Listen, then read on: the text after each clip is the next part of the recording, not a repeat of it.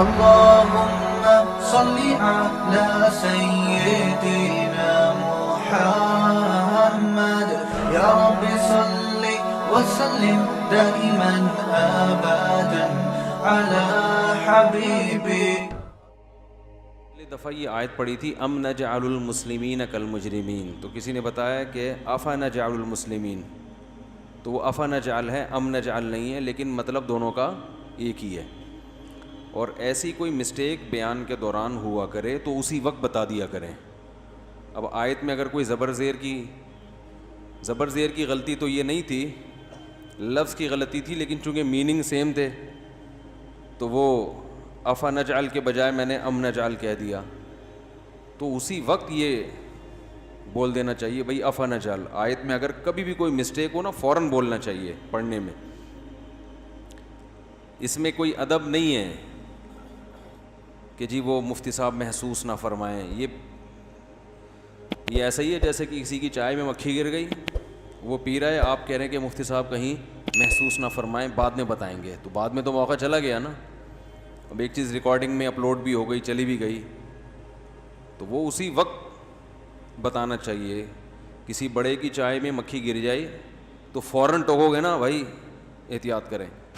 اب اس میں آپ اگر ادب تمیز سے کام لے رہے ہیں تو آپ بھی معذرت کے ساتھ بے وقوف ہونے کی آپ کے نہیں، یعنی جو بھی اس طرح کا حرکت کرے گا اس کے بھی بے وقوف ہونے کی علامت. اور اگر وہ ٹوکے اور سامنے والے کو غصہ آ جائے تو یہ سامنے والے کی بھی بے وقوف ہونے کی علامت. یعنی وہ اس پہ خوش ہے کہ مکھی کھا لوں میں لیکن مجھے کوئی ٹوکے نہیں. سمجھتے ہیں کہ نہیں سمجھتے؟ تو جب بھی کوئی بھی آپ کو آپ کی کسی غلطی پر تنبیہ کرے تو قرآن کے الفاظ ہیں کہ وَإِذَا قِيلَ لَهُ اتَّقِ اللَّهَ أَخَذَتْهُ الْعِزَّةُ بِالْإِثْمِ. اللہ نے جو بڑا نافرمان ہے نا، بڑا نافرمان، اس کی علامت بتائی ہے کہ جب اسے اس کی کسی خطا پر تنبیہ کی جاتی ہے تو اس کو اس کی عزت نفس، اس کی سیلف ریسپیکٹ جو ہے نا، وہ اس کو اس گناہ پہ اور مضبوط کر دیتی ہے. یعنی وہ انا کا مسئلہ بنا لیتا ہے. بات آ رہی ہے سمجھ میں؟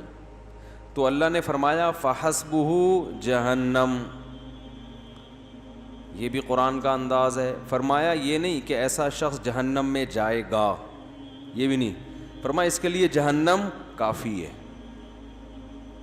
ایسے آدمی کا تکبر اس وقت تک نہیں ٹوٹے گا جب تک یہ جہنم کی آگ میں جلے گا نہیں.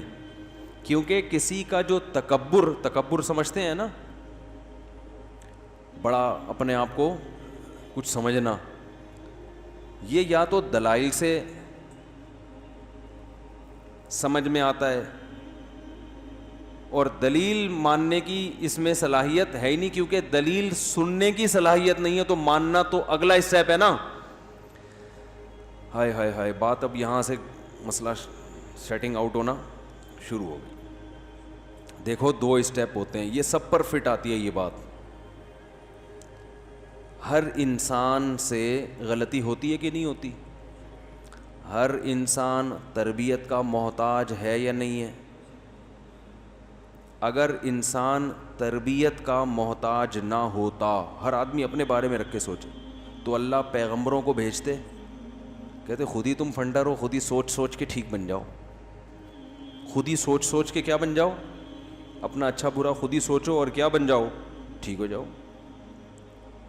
بچہ جب پیدا ہوتا ہے تو والدین اس کو سکھاتے ہیں نا کیسے کھانا ہے، واش روم کیسے یوز کرنا ہے. تبھی جن والدین نے بچوں کو واش روم یوز کرنا نہیں سکھایا وہ اب تک چاند پہ پہنچنے کے باوجود بھی پانی استعمال نہیں کرتے. ایسا ہی ہے نا، والدین نے نہیں سکھایا ان کو. کتنے پڑھ لکھ گئے مگر ان کو سمجھ میں نہیں آتا یہ پانی کی کیا ضرورت ہے. اور ہمیں والدین نے سکھایا تو ہم کہتے ہیں یہ پانی کے بغیر ان کا گزارا کیسے ہوتا ہے یار. آدمی کے دانت گندے ہوں برداشت ہو جائے گا، کپڑے میلے ہوں، کیونکہ میل کچیل ہی لگا ہے نا. ارے مٹی لگی ہوئی ہے تو مٹی میں تو صبح شام گھومنا ہوتا ہے, لیکن یہ چیز کیسے برداشت ہو جاتی ہے یار, یہ عقل میں نہیں آتا.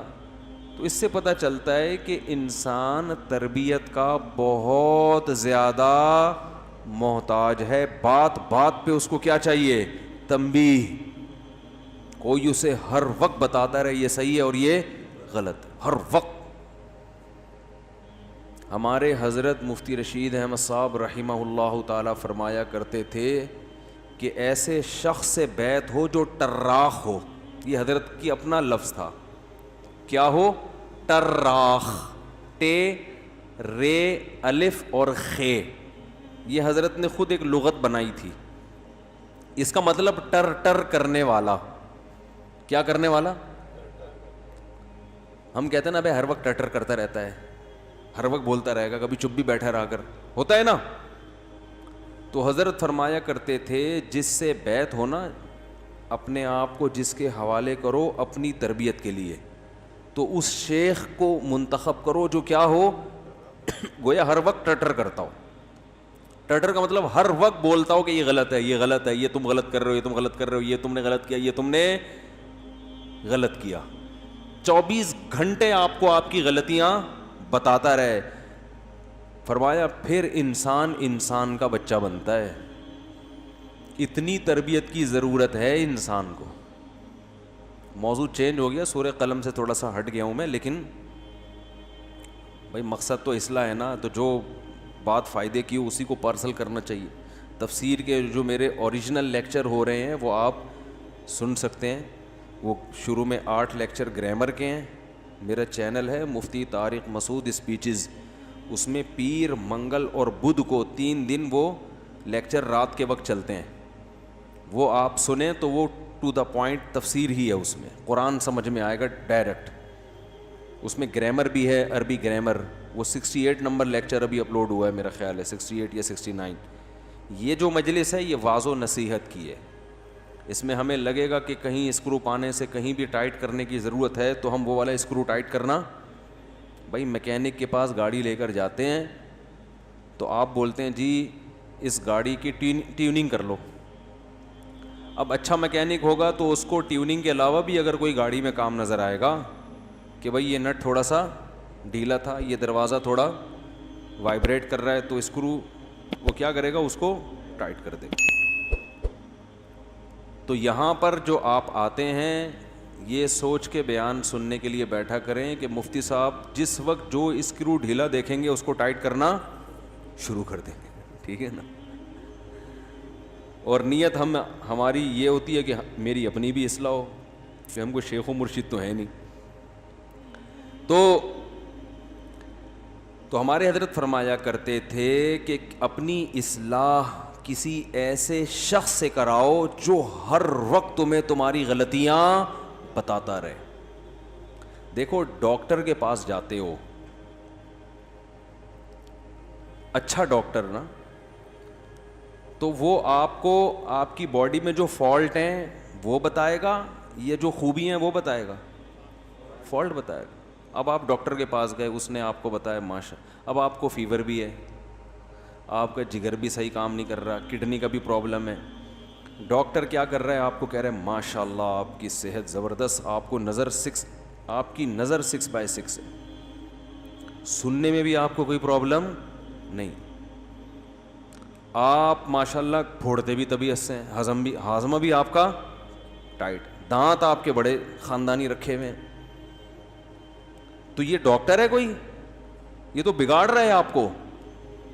آپ جناب ایسے ڈاکٹر کے پاس جب بیٹھ کے اٹھ کے واپس جاؤ گے تو آپ کی صحت اچھی ہوگی یا بیڑا غرق ہو جائے گا؟ خوش فہمیوں کی بھیڑ میں پڑ جاؤ گے. اور راحت اندھوری کا شعر ہے, خوش فہمیوں کی بھیڑ میں تو یہ بھول گیا پہلے مرے گا بعد میں جنت میں جائے گا. کچھ اس ٹائپ کا شعر ہے کہ جنت میں جانے کا شوق تو تجھے ہے لیکن پہلے کیا ہے, پہلے مرے گا. ٹھیک ہے نا, پھر جائے گا. تو وہ ڈاکٹر اچھا ڈاکٹر ہے. ہاں کبھی کبھار وہ آپ کے باڈی میں جو اچھی چیزیں ہیں جو صحیح کام کر رہی ہیں وہ آپ کو حوصلہ دلانے کے لیے کہ بھائی سارا ہی کچھ خراب نہیں ہے, ماشاءاللہ آپ کا جو ڈائجسٹک سسٹم ہے وہ بہت اچھا ہے, وہ تھوڑا سا اپریشیٹ کرنے کے لیے تاکہ مایوسی کا شکار نہ ہو. لیکن زیادہ فوکس وہ کس کو کرے گا؟ آپ کی بیماری کو. ٹیسٹ میں جو چیزیں صحیح ہوں گی وہ ایک دفعہ رپورٹ کے طور پہ بتا دے گا یہ, لیکن جو فوکس کس کو کرے گا؟ یار یہ رپورٹ آپ کی شوگر کی رپورٹ کلیئر نہیں ہے. تو بھائی دو چیزیں خوب سمجھ لو کہ جیسے ہمیں جسمانی صحت کے لیے ڈاکٹر کی ضرورت ہے یا کسی اچھے حکیم کی ضرورت ہے, بالکل ایسے ہی روحانی صحت کے لیے بھی ہمیں ڈاکٹر کی ضرورت ہے, جس کو روحانی ڈاکٹر کہا جاتا ہے. یہ ٹوپی ڈرامے والے روحانی نہیں, یہ تو ایک نمبر کے 2 نمبر ہیں, 2 نمبری میں 1 نمبر ہے. روحانیت کا مطلب ہمیں پیغمبروں کی اور پھر ان لوگوں کی ضرورت ہے جو پیغمبر کے وارثین ہیں, جن کی خود کہیں سے اصلاح ہوئی بھی ہو اور پھر وہ آگے لوگوں کی اصلاح کر رہے ہوں, اپنی نہیں ہوئی. یاد رکھو علم ایک الگ چیز ہے, اصلاح ایک الگ چیز ہے, دونوں کو ملانا نہیں چاہیے. آج کوئی بھی یوٹیوب پہ بیٹھ کے حوالے دے رہا ہوں نا, نالج ہو اس کے پاس, تو اس کا یہ مطلب نہیں ہے کہ اب آپ اس سے سب کچھ سیکھنا شروع کر دیں. نالج ہونا الگ. دیکھو شیطان کے پاس جو نالج ہے نا وہ میرے اور آپ کے پاس نہیں ہے. شیطان کو پتہ ہے کس کو کیسے گمراہ کرنا ہے, اس کا مطلب نالج ہے نا. یہ جتنے باطل لوگ ہوتے ہیں ان کے پاس نالج اسلام کی بھی بہت ہوتی ہے. جتنے لوگ اسلام پہ اعتراضات کرتے ہیں یہ اسلام کی اسٹڈی کر کے ہی تو کرتے ہیں, انہیں اسلام کا پتہ ہوتا ہے تبھی تو کرتے ہیں, لیکن تربیت نہیں ہوتی, اللہ کا خوف نہیں ہوتا. یہود علماء کے بارے میں قرآن نے جگہ جگہ کہا ہے یعرفونہ کما یعرفون ابناءہم. عرب کے مشرکین محمد صلی اللہ علیہ وسلم کو اتنا نہیں جانتے جتنا یہ یہودی جانتے ہیں. ان کو پتہ ہے کہ یہ وہی آخری پیغمبر ہیں جن کا تورات میں بار بار ذکر ہے. ان کو ایسے یقین ہے جیسے باپ اپنے بیٹے کو دیکھ کے پہچان لیتا ہے نا, ایسے ہی یہ نبی کو دیکھ کر پہچان گئے کہ یہ وہی نبی ہیں. علم کامل تھا مگر تربیت نہ ہونے کی وجہ سے تسلیم نہیں. وہ تربیت کیا تھی؟ تکبر. ماں باپ نے سکھایا نہیں تھا کہ بیٹا جھک جانا, حق بات کو تسلیم کر لینا چاہے آپ کو برا لگے, یہ بہت بڑی عبادت ہے. من تواضع للہ رفعہ اللہ, جو اللہ کے لیے جھکتا ہے اللہ اس کا مقام بلند کر دیتے ہیں. حضرت ابو بکر جھک گئے اللہ کے حکم کے آگے, حضرت عمر جھک گئے, حضرت عثمان جھک گئے, حضرت علی جھک گئے, یہودیوں میں عبداللہ ابن عبد السلام جھک گئے, اللہ نے ان کا مقام بڑھا دیا. جو نہیں جھکے آج دنیا ان کو ان کا نام بھی نہیں لیتی. تو تربیت جو ہے نا روحانی تربیت کی بھی ضرورت ہے. اور یار یہ کوئی بہت بڑی ٹینشن ہے میرے لیے یہ, اور اس کا علاج کیوں نہیں ہو رہا میری یہ سمجھ میں نہیں آ رہا. یہ کہاں گئے فہد مارکیٹ سے شارٹ؟ چلو جب آئیں گے تو ان کو بتاؤں گا. یہ کچھ اس کا سیٹ اپ ایسے کیا کریں, بار بار یہ ڈسٹرب ہوتا ہوں میں. پھر میں کبھی ویڈیو بیان دیکھتا ہوں نا تو اس میں مجھے خود الجھن ہوتی ہے, یہ کیا ہو رہا ہے. یہ جو 2 ویٹ ہے نا ادھر ہی نا, میں آپ کو یہیں سے بتا دیتا ہوں, یہ یہاں رکھا کریں, یہ یہاں نہ رکھیں, یہ ہلتے ہیں اور مجھے یہاں بوجھ محسوس ہوتا ہے. تو پورے بیان میں پھر میں اس کو سیٹ کرتا رہتا ہوں بیٹھ کے. اچھا, تو تربیت کی ضرورت ہے جسمانی بھی اور روحانی بھی. روحانی کا مطلب انسان کو انسان کا بچہ بنانے کے لیے جب تک کوئی انسان کو انسان کا بچہ کوئی بنائے گا نہیں, یہ بنے گا نہیں, یہ خود سے نہیں بن سکتا. یہ اسلام کا دعویٰ ہے اور یہ بالکل حقیقت پر مبنی. اسلام نے یہ دعویٰ کیا کہاں ہے؟ سوال پیدا ہوتا ہے بھائی اسلام نے کہاں کہا ہے کہ جب تک کوئی اسے انسان کا بچہ نہیں بنائے گا یہ خود سے نہیں بنے گا. خود کسی میں اللہ نے اتنی قابلیت نہیں رکھی ہے کہ وہ خود سے بن جائے. یہ نہیں ہے, ناممکن.